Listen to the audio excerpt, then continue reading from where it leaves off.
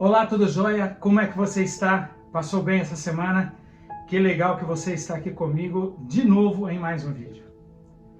Preciso dizer, vai lá no meu canal e se inscreve.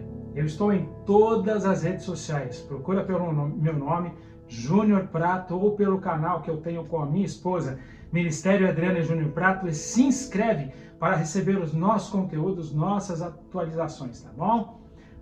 E compartilhe o vídeo com seus amigos, é muito importante. Ajude o nosso ministério, ok?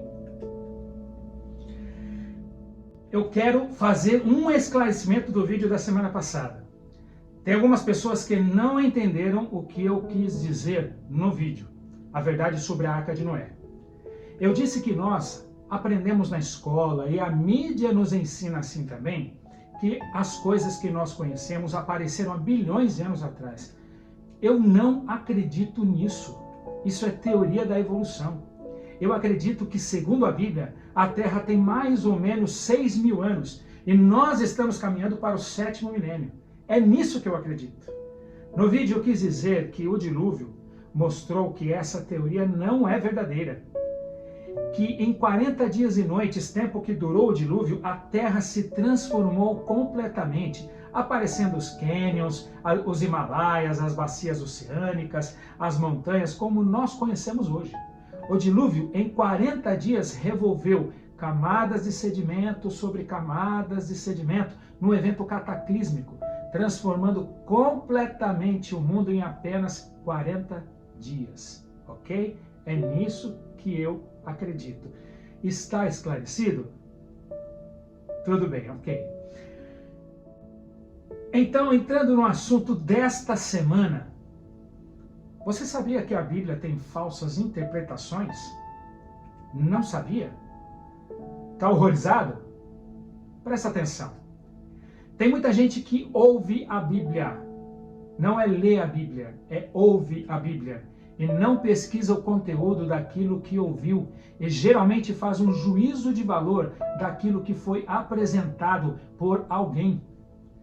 Toma aquilo que ouviu como verdade e verdade para a vida toda. Existe gente assim.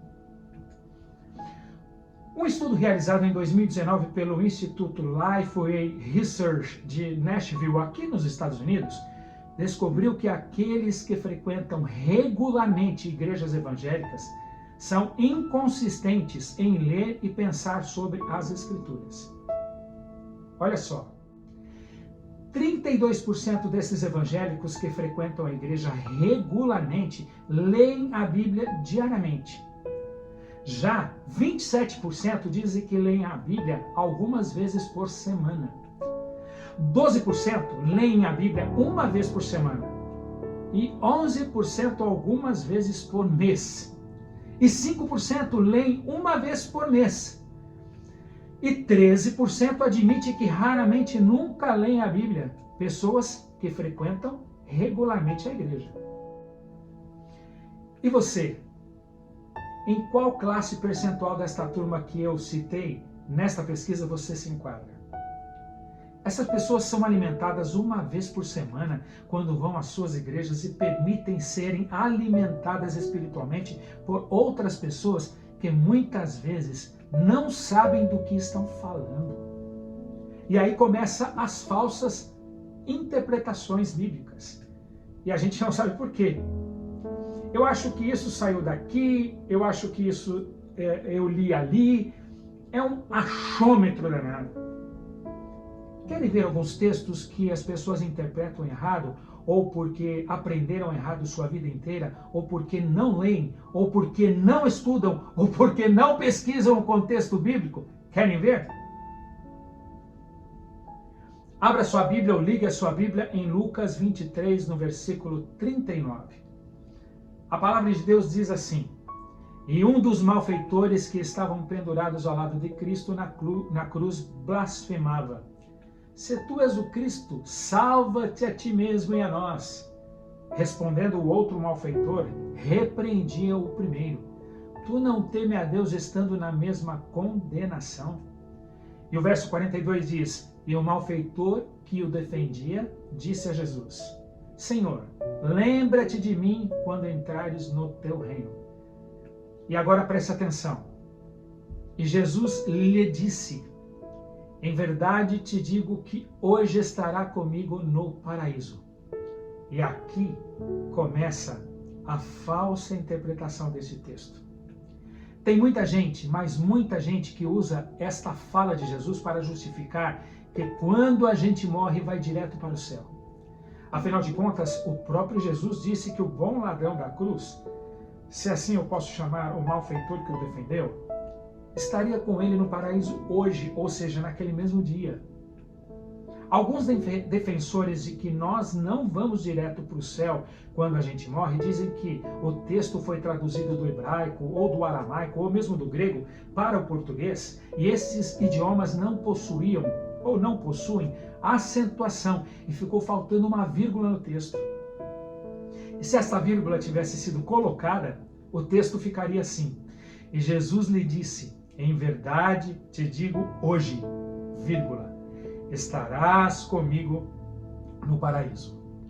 Ou seja, Jesus estava dizendo naquele momento algo que aconteceria no futuro e não naquele dia. Mas a gente não precisa ficar brigando para saber quem está com a razão. Vai para o paraíso hoje, ou te digo hoje que estarás comigo no paraíso depois. Não precisa brigar. O próprio contexto desta história nos explica. João capítulo 20, no verso 16 e 17, diz assim: Jesus lhe disse, Maria. Então, voltando-se para ele, Maria exclamou em aramaico, Raboni, que significa mestre. E Jesus disse, não me segure. Em outras versões a Bíblia diz, não me toque, pois ainda não voltei para o Pai. Vá, porém, a meus irmãos e diga-lhes, estou voltando para o meu Pai e Pai de vocês, para o meu Deus e Deus de vocês. Aqui está muito claro que Jesus não foi para o céu com o bom ladrão naquele dia, porque ele mesmo disse a Maria que ainda não havia subido para o Pai, e isso aconteceu alguns dias depois de sua morte e ressurreição. Pelo menos uns 3 dias depois, segundo a Bíblia. Percebem que se a gente estudar um pouco, a gente descobre a verdade estudando a própria Bíblia e não precisa ser enganado pelas pessoas que sabem menos às vezes que a gente. Jesus não foi para o paraíso, como alguns sugerem, logo após a sua morte, porque ele aparece a Maria alguns dias depois, dizendo que ainda não tinha subido para o Pai. Está claro essa explicação? Quer ver uma outra falsa interpretação ou uma interpretação que muita gente entende errado? Em Mateus, no capítulo 6, versículo 33, diz assim, busquem, pois, em primeiro lugar o reino de Deus e a sua justiça, e todas essas coisas serão acrescentadas a vocês. Muita gente usa esse texto para dizer que se você dedicar a Deus a sua vida e buscá-lo em primeiro lugar, Deus te dará tudo o que você quer. Mas o contexto, dentro do próprio texto, dá uma dica explícita para nós, quando diz, todas essas coisas vos serão acrescentadas. E eu pergunto, todas essas coisas o quê? Se você for no contexto, um pouco antes do texto que nós lemos, Jesus estava falando das nossas necessidades básicas, como comida, roupa e etc, etc, etc. Em Mateus 6, verso 25, um pouco antes, Jesus diz, por isso vos digo, não andeis ansiosos quanto à vossa vida, pelo que haveis de comer ou pelo que haveis de beber, nem quanto ao vosso corpo, pelo que haveis de vestir. Não é a vida mais do que mantimento e o corpo mais do que vestuário? E o contexto continua, olhai para as aves do céu que não semeiam e seu Pai Celestial as alimenta. Olhai os lírios do campo que não tecem e Salomão em toda a sua glória não se vestiu assim. Jesus quis dizer que não lhe dará tudo o que você quiser se você o buscar em primeiro lugar, mas lhe dará aquilo que você necessita. Ele nos sustenta. Por isso não precisamos ter medo de passarmos necessidades se nós dedicarmos a nossa vida a Deus. Querem outra falsa interpretação? ou que muitos aprenderam errado a vida inteira? Mateus 7,7 diz assim: Pedi e dar-se-vos-á, buscai e encontrarei, batei e abrir-se-vos-á. É comum ouvir no mundo cristão a máxima pedi, pedi e dar-se-vos-á, atribuído sempre ao desejo de quem pede, sempre buscando conquistas, sejam elas profissionais, familiares e principalmente financeiras. Mas esta interpretação, que podemos chamar de vulgar, está completamente errada. Não eram bens materiais a que se referia Jesus. Ele falava acerca dos dons espirituais, falava acerca do seu provedor, o Espírito Santo. E é isso que devemos pedir ao nosso Pai Celestial, e Ele nos dará. Mateus 7,11, um pouquinho depois do texto que lemos, explica o contexto de Mateus 7,7. Ele diz assim: Pois se vós, sendo maus, sabeis dar boas dádivas aos vossos filhos, quanto mais dará o Pai Celestial, o Espírito Santo, àqueles que lhe pedirem. Percebem? Como a gente se perde na Bíblia ou somos enganados se não entendemos o contexto bíblico de cada verso? Um texto fora do seu contexto é um pretexto para sermos induzidos ao erro. Peça ao Espírito Santo discernimento e sabedoria para você entender a Bíblia dentro de cada contexto apresentado. Agora, muitas vezes, quando estamos ouvindo a Bíblia, nem tudo a gente precisa ler o contexto para percebermos onde estão as distorções. Se nós ficarmos atentos ao contexto da história, nós perceberemos que ali existe uma interpretação distorcida. Querem ver? A última, eu prometo. Sem contexto bíblico, mas somente no contexto da história. Apocalipse 21:1 diz assim: E vi um novo céu e uma nova terra, porque o primeiro céu e a primeira terra passaram e o mar já não existe. Quando João escreveu que viu um novo céu e uma nova terra, isso nos remete à Nova Jerusalém ou à nova terra que Deus está preparando para nós. Mas quando ele fala que o mar já não existe mais, muitos pensam que não existirá mar na nova terra. Quando Deus destruiu a terra com o dilúvio, Ele preservou as espécies de animais criadas por Ele. Isso mostra que Deus se preocupa com a preservação dos animais criados. Por que Ele preservou sua criação no dilúvio e agora Ele vai destruir essa criação na nova terra? Na nova terra existirão animais e Deus vai mais longe ainda. Ele faz uma aliança com o homem e com toda a carne depois do dilúvio.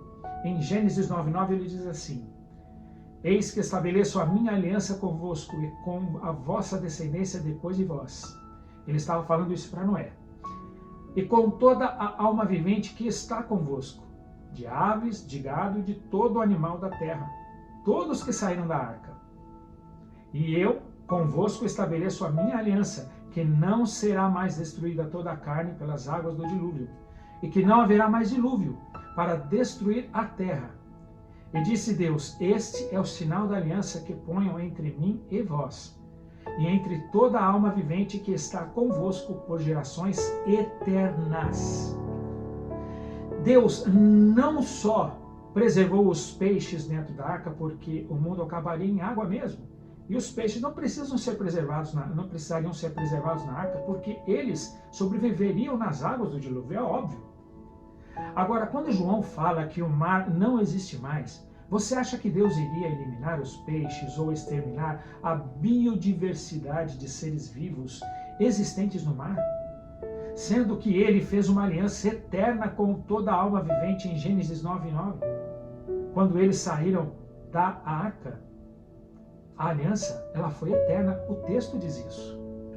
Imaginem vocês a quantidade de peixes e a diversidade de espécies existentes no mar que foram catalogadas pelo homem e outras que nós nem mesmo conhecemos e que foram criadas por Deus.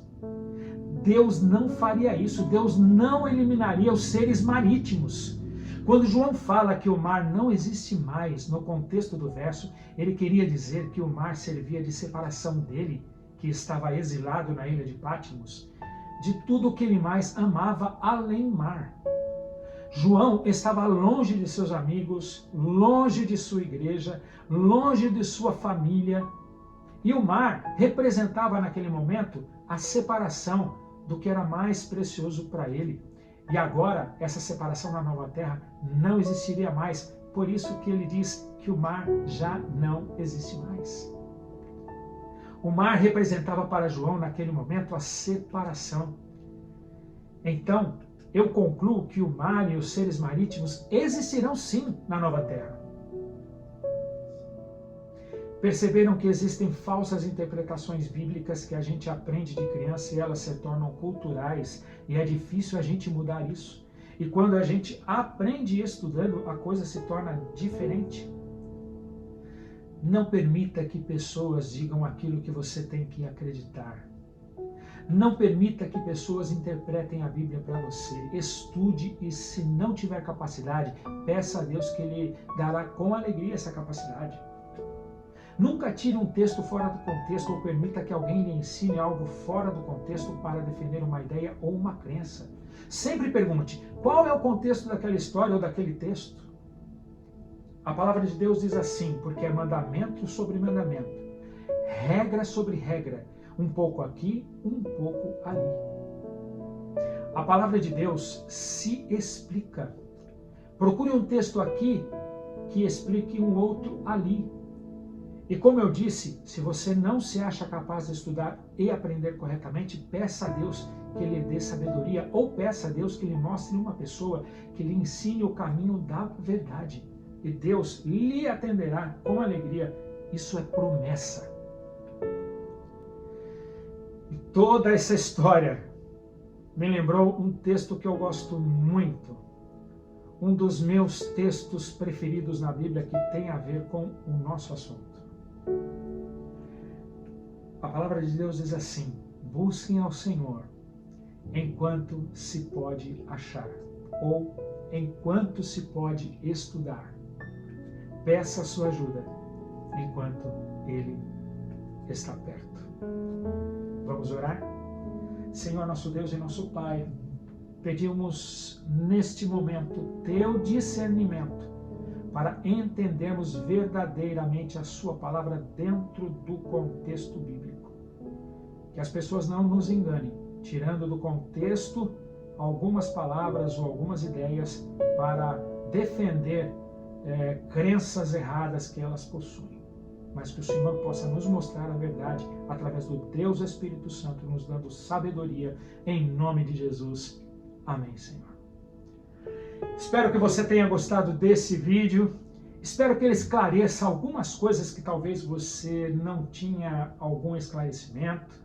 Que Deus possa abençoar você muito esta semana, que essa semana seja uma semana de bênçãos, uma semana de alegria, uma semana onde a gente possa esquecer as coisas ruins desta terra e vivemos na presença de Deus, confiando em Deus, e que você seja muito feliz. Eu quero desejar para você tudo isso, mandar um beijo aí no seu coração e dizer para você ficar com Deus, e nós nos vemos na próxima semana, tá bom? Um beijão para você. Tchau, tchau.